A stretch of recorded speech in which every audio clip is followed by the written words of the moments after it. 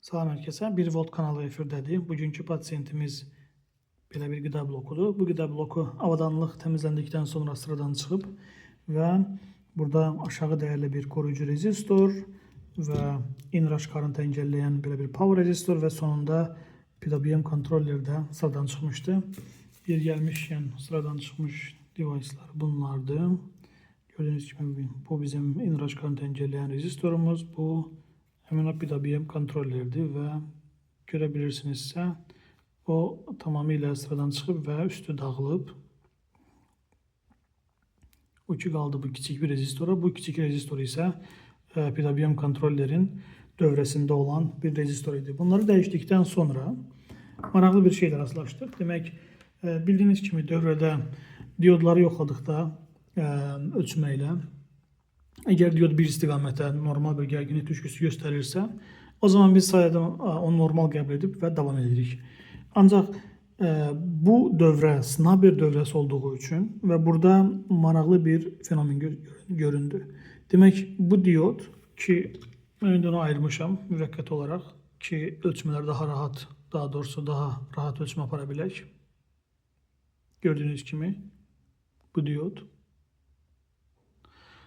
Ve ölçme apardığımız zaman bir tərəfə 112 mV, əks tərəfə, indi qırmızı əks tərəfdədir, yenə 112 mV gərginlik düşküsü görürük.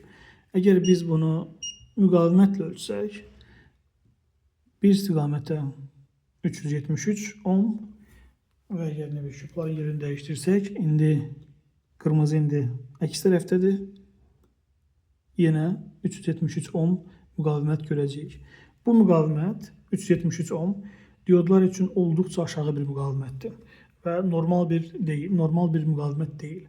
Öncə onu deyim ki, hər iki tərəfin müqavimətin göstərməsi bu Zener diodu deyil. Çünki Zener diodlarında bu cür aşağı müqavimətlər olmur. 373 ohm burada olan yəni gərginliyin, daha doğrusu cəryan şiddətinin yüksək bir cəryan şiddəti olması və bu cür kiçik bir diodun həmin cəryan şiddətinin öhdəsindən gələ bilməyəcəyi anlamına gəlir.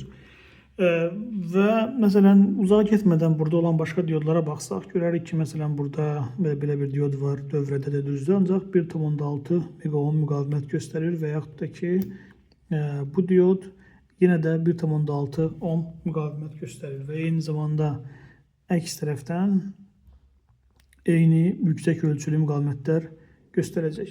Və yaxud da diod rejimində baxsaq, görərik ki, burada diod gərginlik düşküsü var 529 milliohm, daha doğrusu millivolt və burada bir tərəfi 1.5 volt və əks tərəfə isə 0.5 volt. Yəni 528 millivolt gərginlik düşküsü göstərir və bu göstəricilər diodlar üçün normaldır. Ancaq 0.13, 1113 və yaxud da ki 113 millivolt gərginlik düşküsü və 373 ohm və hər iki tərəfə göstərməsi bu diodun normal və işləyən bir diod olmaması anlamına gəlir. Videonun məqsəd əslində belə bir göstəricili bir diodlar gördüyünüz zaman üstündən keçməməkdir. Yəni, hansı dövrədə işləyirsinizsə və mən bu dövrənin sınav bir dövrəsi olduğunu bildiyim üçün, burada belə bir göstəricili bir diodun olmamasını, yəni ola bilməyəcəyini bildiyim üçün belə bir göstərici gördüyümdə bu mənə qəribə gəldi və əks tərəfə yoxladığımda isə də aşağı bir müqavimətlə qarşılaşdığımda bu diodun sıradan çıxmasını üzə çıxardım.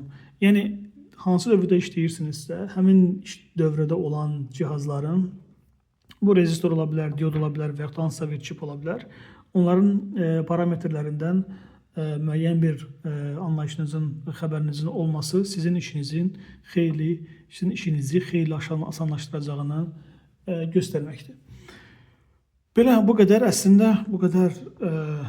Burada məsələn 2 rele daha var. Bəzən görürsən relələrin yoxlanması üçün də suallar daxil olur. Düzdür, relenin məsəl üçün müqavimətinin, onun sarğısının müqavimətini yoxlaya bilərik. Burada məsələn bu iki sarğıdır və bu isə kontaktları göstərir.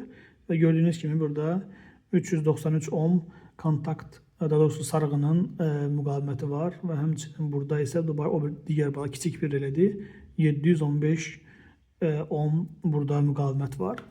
Bu sarğısıdır və bu da kontaktlardır. Həmin bu kiçik bu relenin. Bu böyük relenin, əslində qalsa relenin yoxlanması üçün daha doğru yol. Belə bir güc qaynağında burada bu relelər 12 voltla idarə olunan relelərdir. Ona görə də biz onun sarğılarına 12 volt aşağı cərəyan şiddəti təxminən 200-300 millivolt kifayət eləyir. Versək, məsələn, görürsünüz ki, relelər reaksiya verir və işləyir.